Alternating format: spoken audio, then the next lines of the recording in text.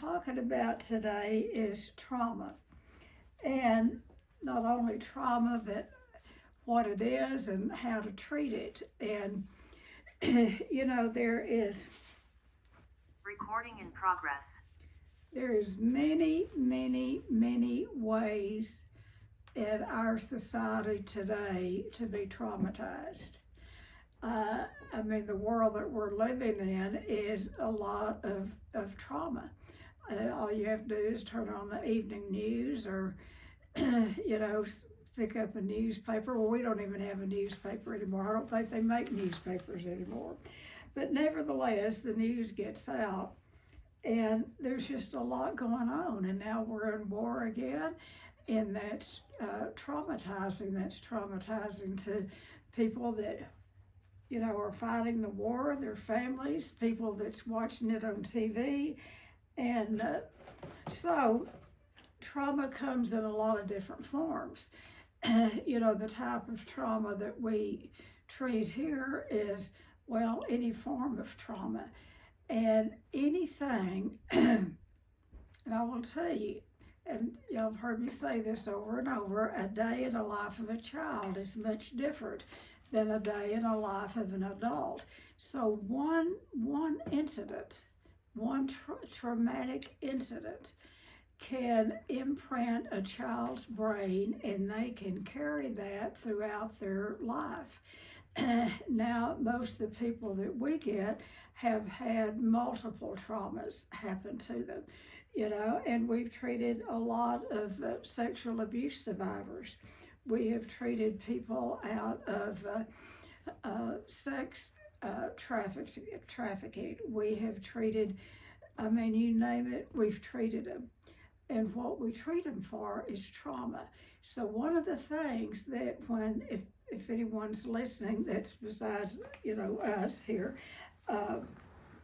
if there has been any form of trauma in your life that is unresolved, you must get help over it, because it's going to show up in every part of your life. It will show up in the workplace, and how it shows up in the workplace is trauma survivors break down in physical illnesses. They break down in mental illnesses. But you can track, you don't go around and ask your staff, have you been sexually abused? But large corporations track their clients, their employees enough that they can pretty well target someone that has been traumatized through sexual abuse. And your really good ones, good organizations. I'll use Johnson and Johnson for instance. They are really good. The Johnson and Johnson Institute are really good about getting their employees help. And a lot of industries are, because they're seeing that if there is trauma in one of their employees, unless they address it, it's going to show up in the workplace. And how it shows up is, not being able to get along with other employees. It shows up by absenteeism. It shows up in chronic illnesses. And so much of that can be traced back to unresolved trauma in the past. So, trauma, we can be traumatized in a lot of different ways, through car accidents. And, Kim, my daughter, is getting her master's degree, and she had class last night. And so her professor she's going to Tech, but her professor was in Oklahoma, and there was a a tornado warning. And he had been in a severe one, years before. And he was talking about the trauma that still existed, the thought of another tornado. And so, because it would bring up all of the past and the damage and the death and all, of neighbors and houses, and homes being destroyed. And so national disasters are very traumatizing, such as storms. And then domestic violence. I went to a domestic violence luncheon back in the fall, and there was a speaker there, and she spoke about, and to listen to her and to see her well put together, a very beautiful woman, but to hear what she went through in that domestic violence and never getting any help for it. And actually, she still hadn't. I mean, she got out of it. She had some counseling, and but I went up and talked with her and really encouraged her to come here and do an intensive, because I could tell in her talking, I mean, the feelings began to come up, those old feelings that really, once you work on them and there is more, talk therapy is good to get the story straight. You go to a therapist that is their practice mainly is talk therapy. That's what you're going to get. You're going to get talk therapy. And like I said, it's not all bad. It helps you get your story straight. But if 5 or 10 years later, you're still sitting in that counselor's office talking about the trauma, you are re-traumatizing yourself. And so what we highly recommend, and anyone in the field will highly recommend, if you have any sort of trauma in the past or living it out in the present, go to a trauma-informed therapist. And this is where you've got to be a good consumer and ask the right questions. Do you treat trauma? How long have you been treating trauma? What type of training? It is specialized training. Like I said, Kim is getting her master's, Karen has hers, and we talk a lot over lunch and dinner about what we do, and that's therapy. And what they have said is they have got zero training and very little information about how to treat trauma other than through talk therapy and different assignments through writing, and all of that is good. And we have clients to do that, to get the story straight. But if you don't work with the body, the trauma goes inside the body and lives in the very cells of the body. And if you don't work with people to help them bring up that energy and then leave your crap in Buffalo Gap or leave that energy. And sometimes when people have been severely abused, I'll just use myself as an example. One intensive would not have worked for me, and there was very little help in those early days for any of us because they just wasn't doing trauma work. None of us knew to do trauma work. And then to very good treatment centers in Arizona, Sarah Tucson and the Meadows. Sarah Tucson started it first, where they started treating trauma clients, victims. And then 2020 did a series. They went into those group rooms and, with the course permission of the clients, and they actually did a program on how to work with traumatized. Most of theirs was, and a lot of ours is about sexual abuse.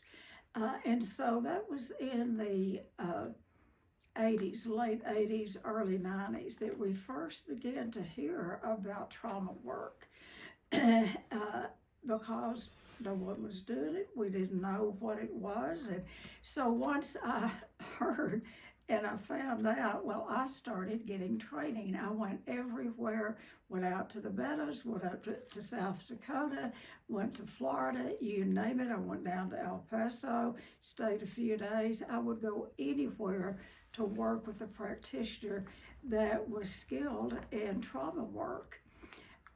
And keep in mind that I hadn't really done a lot of my own trauma work.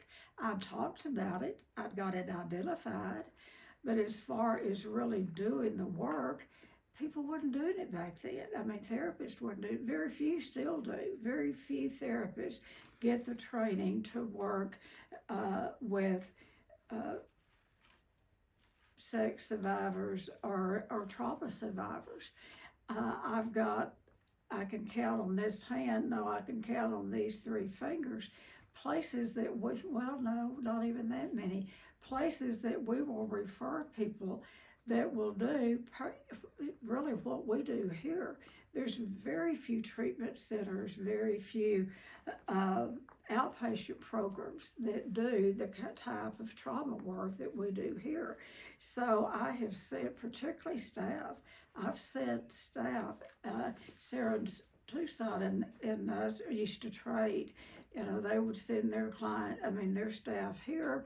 I would send mine out there, not all at one time, but one at a time, to do their own trauma work. And that's another thing. A lot of therapists, this is why you're going to have to be careful when you start picking a therapist, because not everyone, not every therapist, but a lot of people go into the field hoping that they are going to get cured or helped through their own trauma by education. Education's not going to cut it. Yes, we can get educated and learn about it, but we must do the work. And when I talk about the work, that is body work. One of the things that we recommend when I work with people individually, and we've done it here, is we would bring in massage therapists. And when we would have someone that was severe, been severe sexually abused, where they could hardly be hugged or touched at all, one of the best things is very light touch massage therapy. Now, as they progress, it's good to do that deep tissue work, like roughing. I've referred and I've done it myself, and it's not easy because they go really deep. Jeff's done it, I can see his head shaking. Roughing, it gets down into those tissues, and that's where the trauma is the issues are in our tissues. And, we can do talk therapy till hell freezes over, and it's going to be good to a point, but then we need to couple that with experiential type of therapy and the body work. And because the body will release, it releases, I'm going to read this so I won't mess this up. When you have someone that has been traumatized, or you've been traumatized yourself, what happens, the brain goes into survival mode. We just learn to survive. We just learn to get by, and don't tamper with what's going on the inside. I remembered my abuse. It wasn't dormant. It just laid in there dormant, but it wasn't that I didn't remember it. I remembered my abuse. I just didn't talk about it. I didn't know what to do with it. I didn't know, because we didn't know back then about good trauma work until I went up to South Dakota and did an 8-day training up there, and learned to do a lot of what we do in the intensive up there. But then I trained with other trainers and incorporated a lot of those modalities to come up with our own, methods. But I remember that first one that I went to up there, that 8-day, my abuse issues came up, and there were 64 of us, 64 therapists at their training. And what they would, and we would go through all of the procedures that we take clients through here, but we couldn't do the work. They would say, if the feelings come up, put a bookmark, put a bookmark in there, put a bookmark. You're not here to do your own work, you're here for training. So all of us was just falling out like flies. I mean, we were in bad shape because our own unresolved issues were coming up. And so I went back twice as a client, but I went back the first time, and it wasn't half, but there was probably 10 that had been in that training session. They were back. We were all back together going through as clients. And so that was my first trauma work, and it just kind of tipped just kind of the tip of the iceberg. But in that, you have to pay close attention to people you meet along the way, because God puts angels in our lives, and we don't even know at the time that they are. So you have to pay close attention. The main thing I got out of that training, that first training up there, was meeting a friend that later became a dear friend, like my earth mother, Barbara Caraway. And she had already done a lot of training before she went up there. She had a big private practice in Stuart, Florida, and she wanted more training. So we became close friends. And I would go down. She did a 5-day. I did a week intensive here at that time, a whole week. She would do a 5-day. So I'd go down and I'd help her. She'd come out here. And then I went and she said, "Tennie, you need to do your own work." And I just wanted to slap her. But anyway, so I did. I worked with Barbara, and she really opened my eyes to that I had not worked on the abuse. I talked about it, I'd written about it, I knew it, I could tell you every detail of it, but it was still living in my body. And that was a lot about the weight. And I'd lost a lot of weight then, but I was still a pretty good sized girl because the food was my refuge. I had to have the food when those feelings of the past, the feelings of abuse come up. I mean, the food was always there, very handy to push it down. So through Barbara, and I had met Pia Melody before. And so Barbara invited Pia and myself down to Florida, and then she had met a psychologist over at a hospital at Tampa. And so we made arrangements to go meet him. And so we went over and stayed, I think, 3 days in Tampa, but went to the hospital where he worked. And he actually did some work with me and Pia individually. And it was a form of hypnosis. It was good. And so I'm saying all of that to say that was my connection with Pia. And so Pia and I did a lot of work together. I did her training. In fact, I did a lot of her training. And I'd go out there and she would come here. And so then the gentleman that we went to see in Florida, I brought him out, and he did a conference out here because there was no information out anywhere at that time. Anyway, I was saying that to say, be careful who you go to. And make sure that they are trauma informed, that they have been trained. So I made the decision after working, I'll just call him Bill, that was his first name, because I could see a difference in working with him those 2 days. So I got kind of in a bad place. I'd been to treatment for my eating disorder, but the going on a meal plan, I mean, that created an opening for all of that pain to come up and all of the memories and all. So I went back down as an inpatient client at the hospital and to work with him.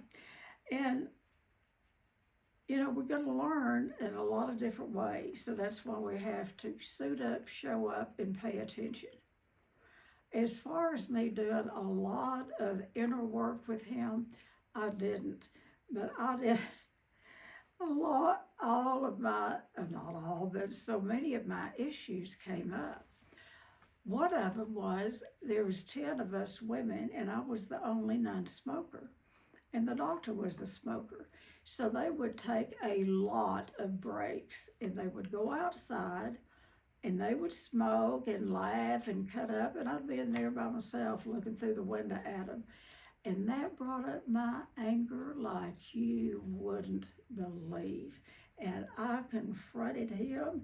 I threatened to turn him in. I threatened, I said, first place, you're giving them too many smoke breaks. Because by that time I was already working with clients on trauma. I said, about the time they're ready to do some work, you call for a smoke break and y'all all go out there and smoke and push all the feelings down. I mean, I raked him over the coals.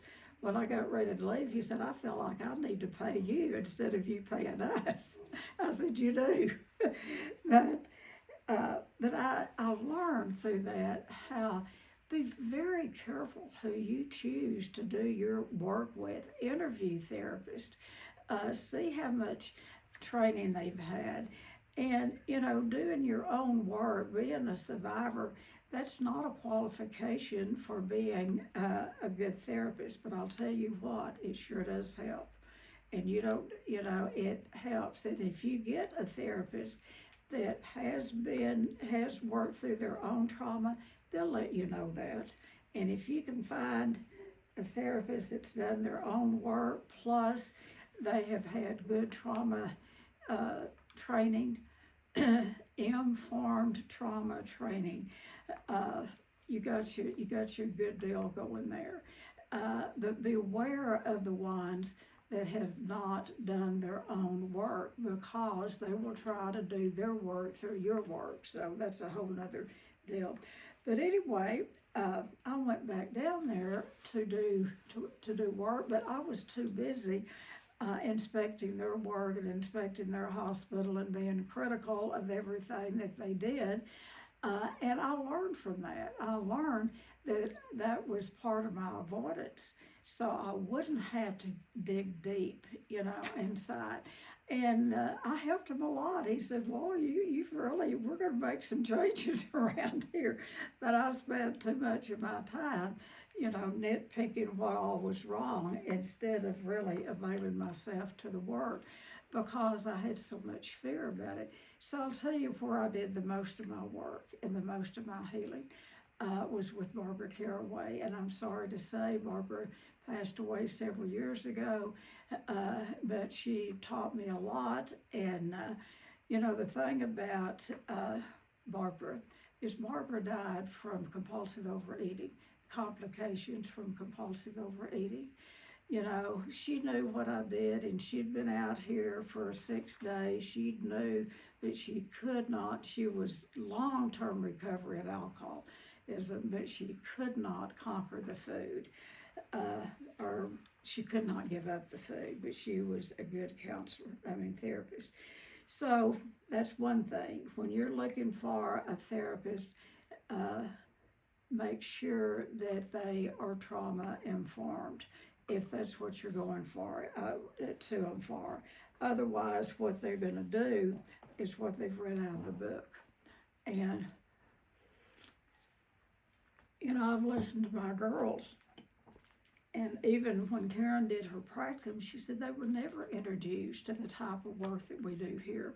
We get interns all the time here, and they're shocked at what we do, because very few treatment centers do what we do, because it's hard work and it's easier to just do talk therapy with them and don't get them upset, And our theory is get them upset. We ruffle them up. We want to, shake them up, because that's what they've been stuffing down.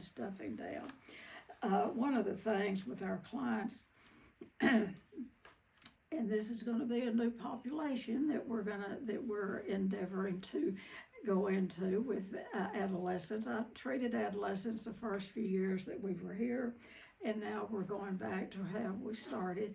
And they're different. It's different treating adolescents than adults, but sometimes your adults are like treating adolescents. So, it's kind of a trade-off sometimes because the trauma, severe trauma, will absolutely stop emotional growth a lot of times.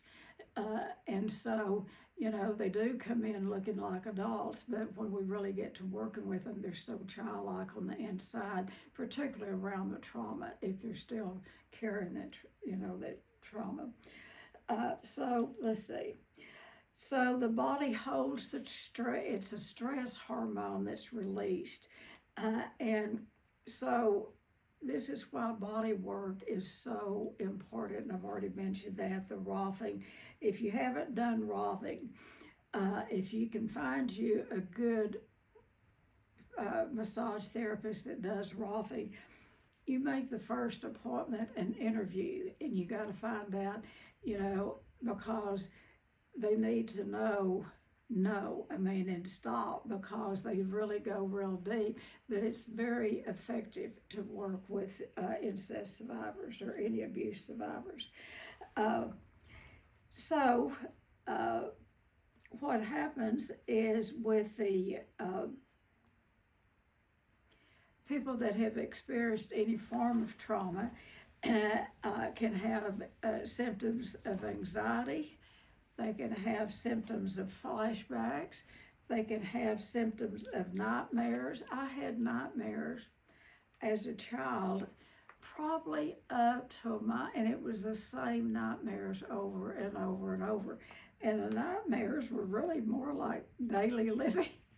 My father was violent. I watched a lot of violence, blah, blah, blah, all of that. But I would have severe nightmares.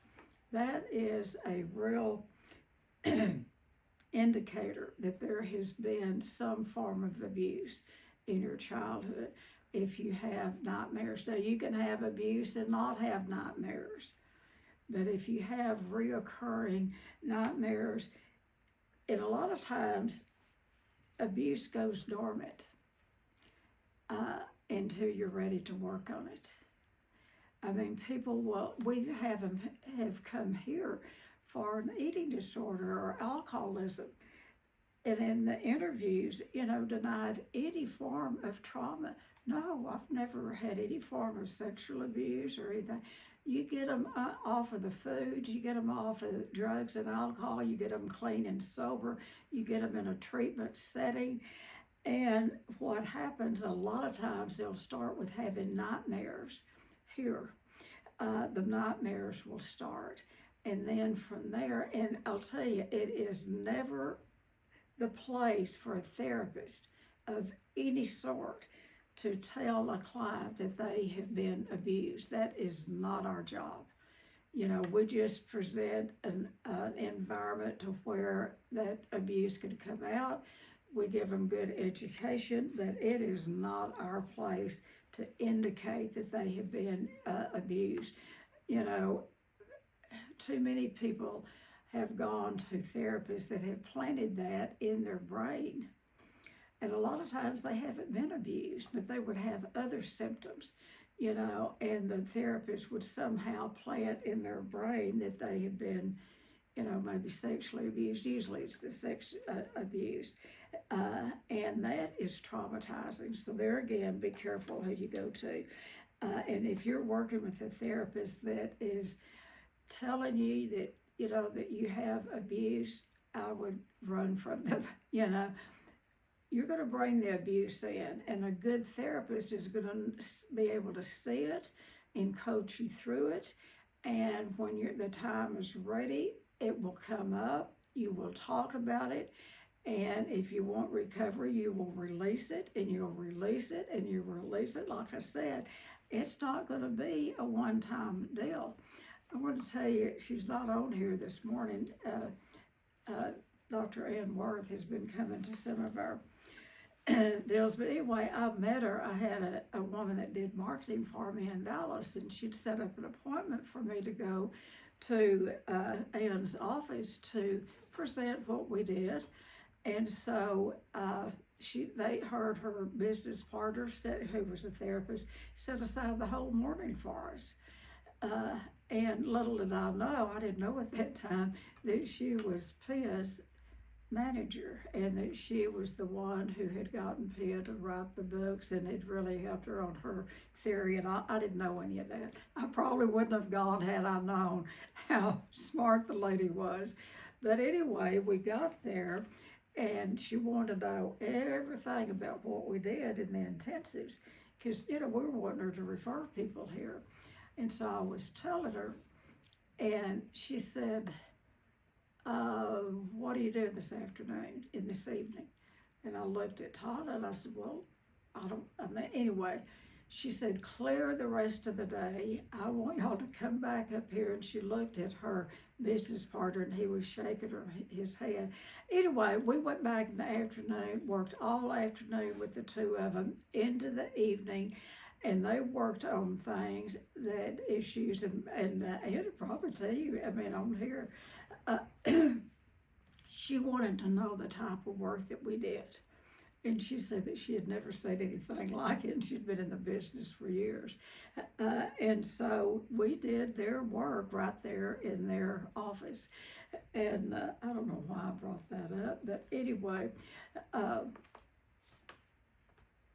don't know why I brought it up. There was a point, but anyway, I don't know why I brought it up, other than make sure that you get a therapist that is trained in trauma. And along the way, back to my friend Barbara, I had the opportunity of listening to tapes and reading the book and seeing her. Have y'all ever heard of Mary Lou Vanderbilt? She was a Miss America, and she was a beautiful woman. She was Miss America, and she had been sexually abused by her father until the day she walked out of the house at 18 years of age. And so she used her sexual abuse as a platform for getting out the word. They're on with Miss America. And so she has done a lot to help the people really face the sexual abuse. And at first, because this field is pretty young, considering how long psychodrama and all has been around, but the abuse field, the sexual abuse field, has not been around that long. The abuse has, not the treatment of it. But she got very, very little support. She got support from her husband and her daughter, and they would go with her on the speaking engagements. And she helped the movement of sexual abuse survivors getting informed, because people would go hear, they wanted to go hear Miss America. They wanted to go see a Miss America. And little did they know what she was going to be telling was her trauma story, her sexual abuse story. So she helped a lot of people, but she didn't start doing that till she had her own house in order. And so I'm just saying that to say she has helped a lot of survivors to begin to talk about the abuse. And and what is so sad in that, her father was a minister. I'm not going to say Baptist, but anyway, he was a minister. And her mother knew about the abuse. And so many times, I don't know, I'm not saying all mothers know about the abuse, but that went on for years. So she's taking something that she could have killed herself over, or she could have lost her mind over. But she's taken that and she's helped so many people. I'm saying that if you ever have an opportunity to go hear her talk, I think she's still speaking. That's been probably 20 years ago, but I think she's still out there on the circuit. So that's what makes good workers in the field, is people that are survivors. And it doesn't mean that other therapists can't be good. I've already mentioned that. But when you get a recovering survivor that's been there, they know how far to take you. They know how far they can go. They know to treat you gentle. They know when to, not treat you so gentle. They know when to push you, So anyway, I've had the opportunity to work with all of y'all, so you know what I'm talking about. Anyway, I'm not saying I'm the best therapist, but I do know how to do some good trauma work. And I love working with survivors. That's probably one of my favorite things. I used to run a group of women once a week, survivors, and that's a hard group to work with when you have them all grouped up together. Okay, so this is the trauma, what it does, the symptoms such as anxiety, flashbacks, nightmares, difficulty concentrating, emotional numbness. I know today, I was a good student. I didn't go to school much because I stayed home and took care of mother. But I had a very high IQ. In Ector County, they said I had the highest IQ in that year of any kid that they tested. So I don't know why they would even tell a kid that. But anyway, I did think I was kind of smart. But anyway, you have to go to school to, learn what you need to learn. But but the thing that I want to talk about is I had difficulty concentrating. When a child has had any form of abuse, it's hard for them to go to school. It's hard for them to pay attention. It's hard for them to concentrate. And I believe that's when my ADD or ADHD, I didn't have the hyperactive. We didn't even have the diagnosis back then. But I was one of the daydreamers. I would look out the window and I would make up my life.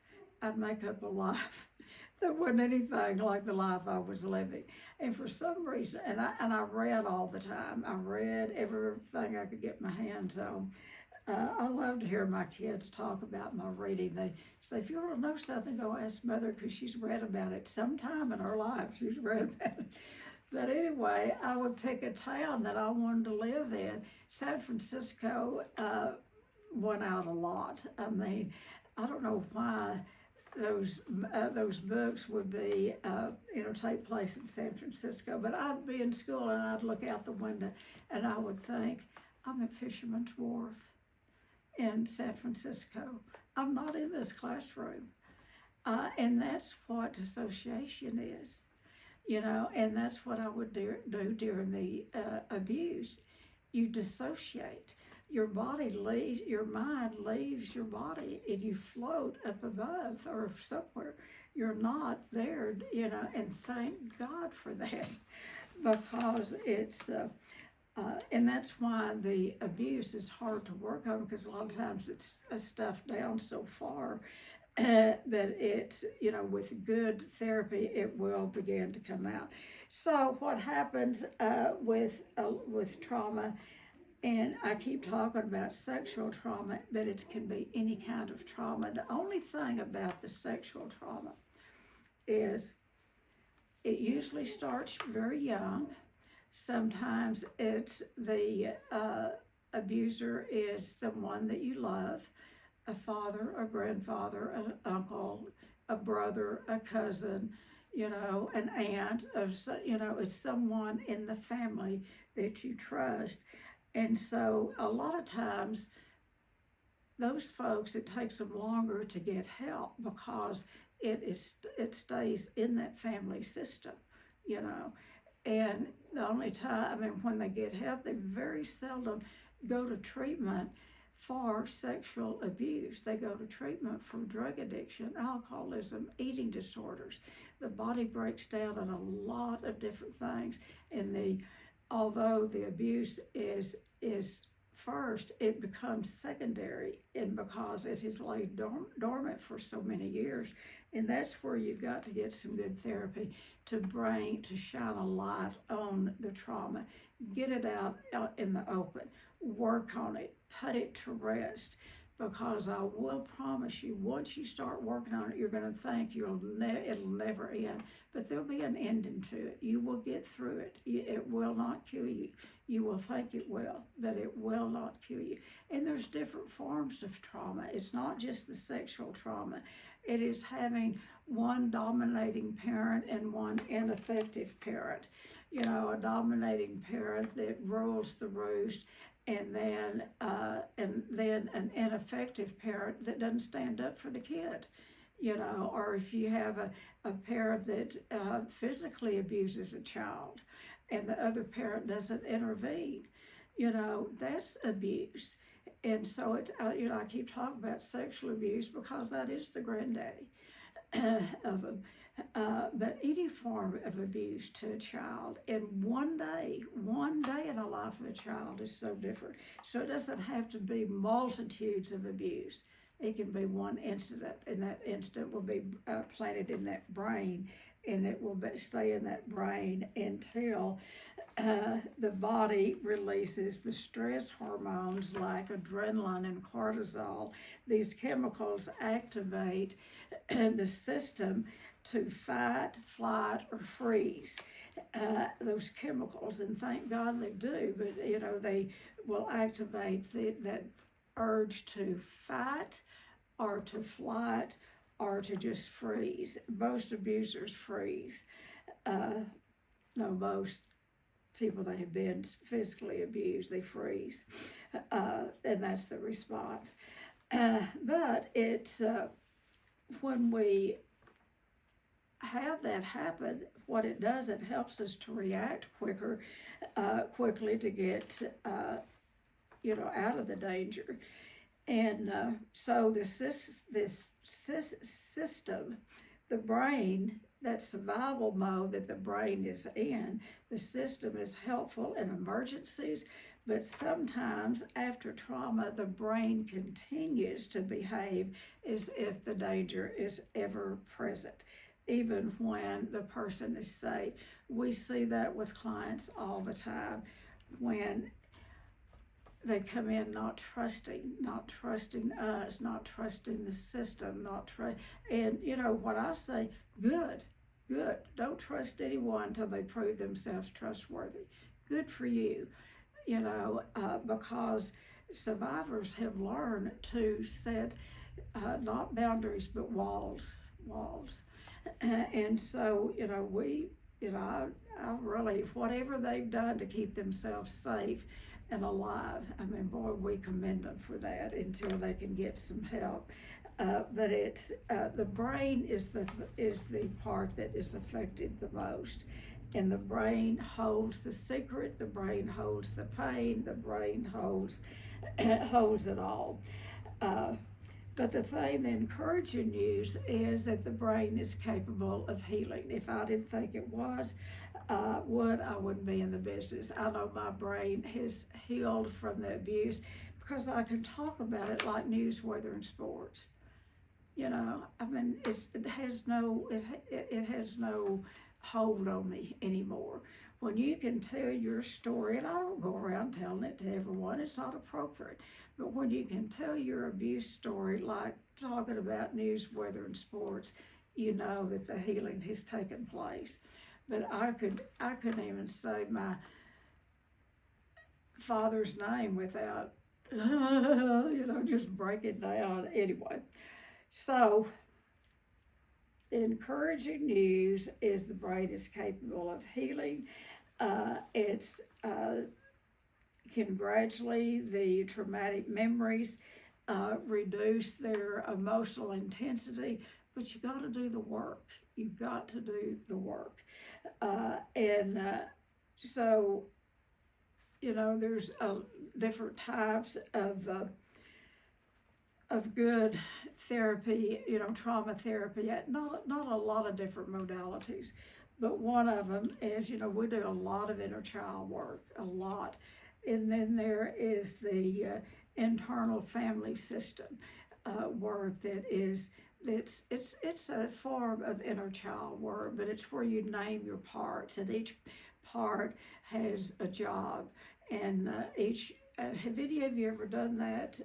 It's called internal, it's IFS, Internal Family Systems. Anyway, y'all probably never heard of it, but anyway, it is a modality that where you work with the client to where you put them in charge, and they have different personality. It's almost like working with someone that's multiple personalities, but it's not. But you name the different parts that have been affected, and you begin to give those parts a voice. And it's much like the inner child work that we do, because it is inner child work. It's just kind of framed a little different. So another thing that what I tell people is to do your trauma work. That's what we do here in the intensives. Do some kind of active, where you involve the whole body, the whole, spirit, mind, and body, where you involve it all. And then a thing that, after people have done, expose their trauma to themselves and to, a therapist. You've got your history straight, you're working on the trauma, and after a while, people will work it to death. They just work on it, work on it, work on it, work on it, and it keeps them stuck out of living a life free of the trauma. Now, this is when they're really ready for EMDR. Have y'all heard of EMDR? Some of you have, I think some of you maybe have done it. It's the rapid eye movement. This is what I recommend is do the type of work that we do here, where the release work of getting it out of the body, and then do the work with the therapist, but then get you a good therapist. Karen does it. She's excellent at it, and I'm not her promoter, but anyway, I'm just saying she does it, and she can even do it on Zoom. But I recommend EMDR. After I had done, really took me about 12 years to work through all of the abuse. Now, that didn't mean I stayed in treatment all the time. I would go to treatment, and I would work with a therapist, and then I would have a time of I'd be okay. I would be okay. And then a year or two later, something would come up, and it would rush back. A memory would come up. In the spring, when the grass is being mowed, I can smell grass, and I can smell it today and not be triggered, but survivors all have different triggers, and that could trigger me back into that space in a heartbeat. And so what I did toward the end, they had just started EMDR, and I'd gone to a workshop in Dallas on EMDR, met the woman that actually developed it. And found out that there was a therapist in Austin that was just beginning the practice of EMDR. So I drove down there, and I did 8 sessions. And I'm done working on the abuse. That closes up the trauma. And so that's something I would recommend to anyone, is do your heavy duty work around any trauma that you've had. And there is more than just the sexual abuse. We see it all the time, accidents, violence, any form of loss, natural disasters, chronic stress, anything that people are living under can contribute to, the body breaking down. And so, do your work, and then, what I recommend people do the front end work and then do EMDR. It helped me, and I think it could help other people. I'm not doing a commercial for Karen. There's a lot of good EMDR therapists out there, but find one that also has been trained in trauma. I would get someone that has done both of that. So the most important things we can do as individuals in a society is create environments where people feel safe to talk about their experiences without shame or judgment. And if we can listen with empathy and compassion, that can make a tremendous difference in someone's healing process. Everyone has a story and they need to tell it. And if they can tell it and have a listening, we did a talk the other day, a few weeks back, on listening. That's the biggest gift you can give a survivor, is just have a listening for them, just to listen. You don't have to have a degree in therapy. You don't have to be a therapist. Just have a listening, loving ear and be there for them. And then if they do need more help, maybe refer them here or whatever, refer them somewhere. But what survivors need is someone to have a listening and to care for them, to just care for them, and to have some compassion. I was at the nail shop yesterday, and, with the ADD, I can hear several conversations at the same time.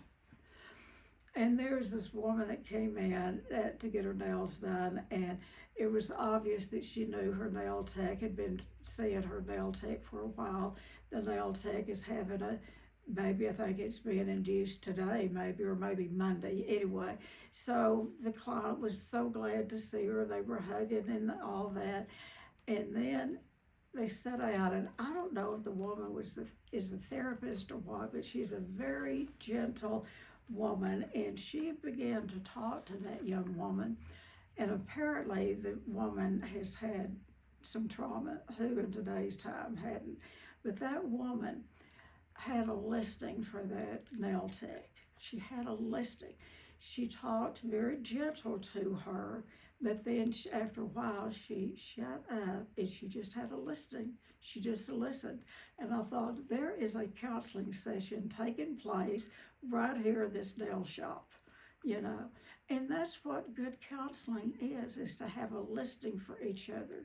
And I hope this will help you all to go out. You don't have to be anyone's therapist, but you could have a listening for people.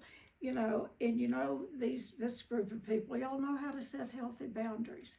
So you could set a boundary and have a listening for someone and not take their problems home with you. That's a gift that we can give each other. So that's what I have. And trauma shapes a person's personal story. It shapes their personal life. But there is hope in healing, but we must do the work. We cannot get by with not doing the work, because the issues are in the tissues. All right, so who would like to share about trauma or anything you want to share about? We've got a few.